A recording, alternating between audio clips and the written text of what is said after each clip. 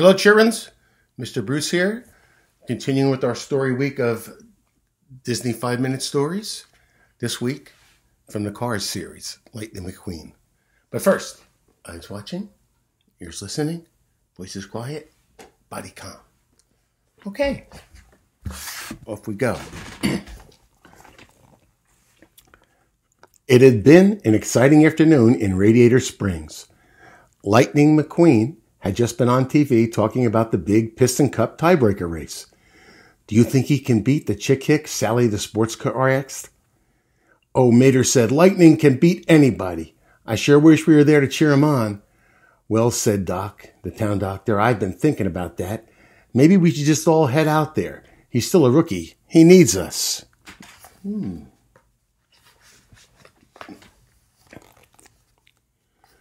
All of Lightning's friends hit the road, and the road to California from where they were was a long one. To keep from getting tired in the hot sun, the cars pulled over to a rest stop. Flo looked around and smiled. I love Radiator Springs, but it sure is nice to take a trip from time to time.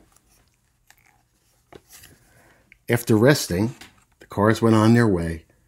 Mater was leading the line. When he turned around to check on his friends, he didn't see Guido, the forklift. Worried, Mater went to look for him. He found Guido at the end of the line. It was hot, and a little forklift had fallen behind. Mater offered to give him a tow. I hope you don't mind looking where we've been, because I'm going to have to tow you backwards, Mater said. And he picked him up and towed him along with everybody else.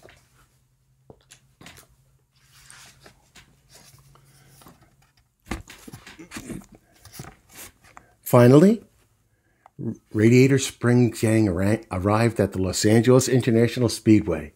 It was almost race time. Sarge took command. Flo, oil stand over there. Guido, put the tire and tools right there. Pit stop, Guido shouted. Ramon was itching to do some painting. Try snazzing up this pit. We need to show off our star car, Doc said. Where is Lightning? Mater wondered aloud. Come on, Mater, said Doc. Let's go find the kid. There were so many cars around that Doc and Mater had trouble spotting Lightning. There he is, Mater shouted, over there. Doc turned to look, but Lightning was already gone. Determined to find his friend, Mater began a search of his own. Lightning McQueen, Mater shouted. Where are you at, buddy?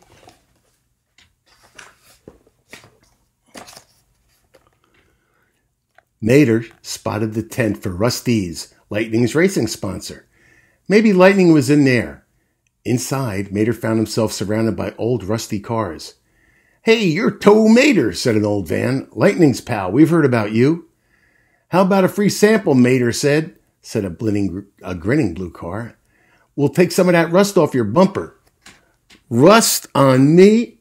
Where, Mater asked. Just then, Flo rushed in and took Mater away. Come back soon, the rusty cars all said. They were the old cars from the old races. Look for some decorations for Lightning's pit area, Flo said to Mater. Forgetting what he was actually looking for, Mater followed Flo to a truck that was selling a lot of cool stuff. Mater picked up a couple of funny balls to put on his antennas up there. Oh, look, I like those, Flo said, and she added some yellow banners and matching Lightning's team colors. It looks like we're going to have a ball today, Mater joked. Flo laughed. Good one, she said.